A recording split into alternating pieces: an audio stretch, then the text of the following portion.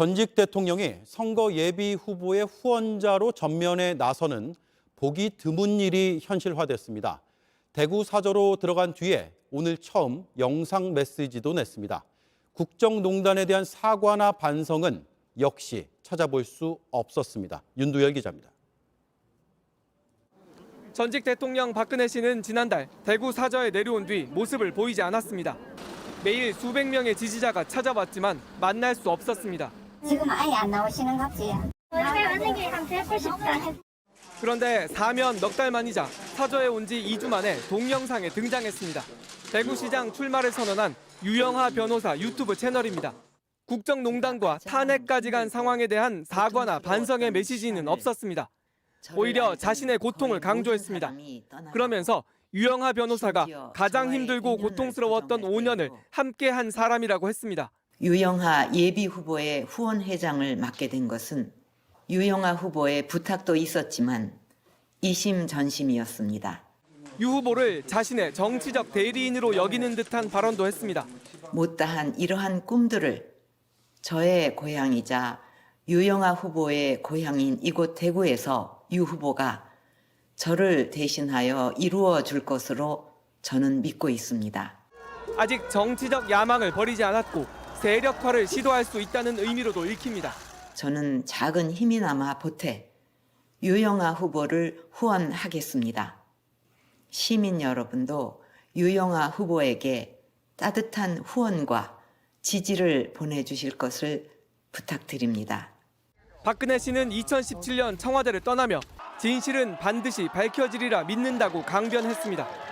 그리고 5년 만에 낸 첫 번째 정치적 메시지는 측근에 대한 지지 부탁이었습니다. JTBC 윤두열입니다. 네, 대구시장 출마자들은 곧바로 반발했습니다. 홍준표 의원은 대구시장 선거가 전직 대통령 파리로 변질됐다며 강하게 비판했습니다. 탄핵으로 큰 진통을 겪은 국민의힘에서도 박 씨의 그림자 정치를 경계하는 분위기입니다. 강희영 기자입니다. 홍준표 국민의힘 의원은 자신의 페이스북에 대구시장 경선이 전직 대통령 파리 선거로 변질됐다며 참으로 유감이라고 밝혔습니다.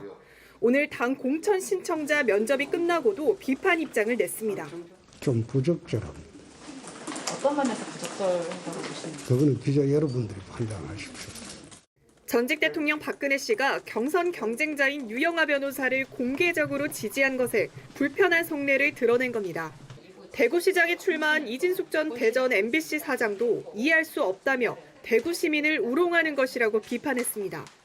친박계로 분류됐던 김재원 전 최고위원은 JTBC에 유 변호사에 대해 안타까운 마음이 많아 그런 감정을 표시한 것이라며 선거에 영향을 미칠진 모르겠다고 했습니다. 박 씨가 메시지 정치를 시작하면서 국민의힘 내부에선 그 반향의 촉각을 곤두세우고 있습니다. 박 씨가 정치를 재개하기에 이르단 주장도 나옵니다. 국내 정치 또 현실 상황 이런 걸 좀 면밀히 한번 좀 검토를 해보시고 그리고 이제 천천히 해도 될 텐데. 현재는 친박 비박이 지워졌지만 박 씨의 정치 활동이 계파 갈등의 씨앗이 될까 우려하는 분위기도 읽힙니다. 한 초선 의원은 JTBC에 계파 때문에 탄핵을 당했다고 생각하기 때문에 친박을 부활시키는 건 절대 금기 사항 중에 하나라고 했고 과거 친박계로 분류됐던 한 의원도 조용히 명예회복을 하면 좋겠다고 말했습니다. 한편 민주당은 정부의 사면 복권 취지에 맞지 않다고 지적했습니다. 대한민국 정치 발전을 위해서 그건 바람직하지 않고 부당하게 개입하라고 지금 사면 복권이 된 게 아니다라고는 얘기하고 싶습니다. JTBC 강연입니다. 박근혜 씨의 정치 재개로 이렇게 논란이 커지는 가운데 윤석열 당선인은 다음 주 초에 대구 경북을 방문합니다. 윤 당선인은 박 씨와 만나겠다는 뜻을 밝혀왔기 때문에 만남이 이루어질 가능성이 있습니다. 성사된다면 국정농단 수사로 악연을 맺은 두 사람 사이에 첫 만남이 됩니다. 김필준 기자입니다. 다음 주부터 지역 순회에 나서는 윤석열 당선인은 첫 방문지로 대구 경북을 선택했습니다. 대구에서 전직 대통령 박근혜 씨와 만날 가능성이 있습니다. 그 부분도 검토를 당연히 하고 있지만요. 결정된 바는 전혀 없고요. 지역 방문 일정은 대통령 당선인의 다시 돌아가서 반드시 감사 인사를 전하겠다라는 첫 번째 약속을 지키는 것. 물밑 접촉도 진행되는 것으로 보입니다. 인수위 핵심 관계자는 JTBC와 통화에서 사적으로 연락을 취하고 있다며 가는 길에 찾아볼 정도는 된다고 밝혔습니다. 앞서 윤석열 당선인은 박 씨를 만나겠다고 밝힌 바 있습니다. 퇴원하셨다니까 한번 찾아뵐 계획을 지금 가지고 있습니다. 아니 원래 전직 대통령은 다 오시게 돼 있잖아요. 그래서 당연히 뭐.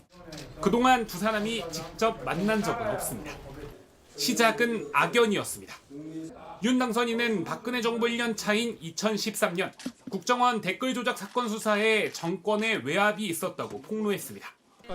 이후 수사팀에서 배제됐다가 한직을 떠돌았습니다.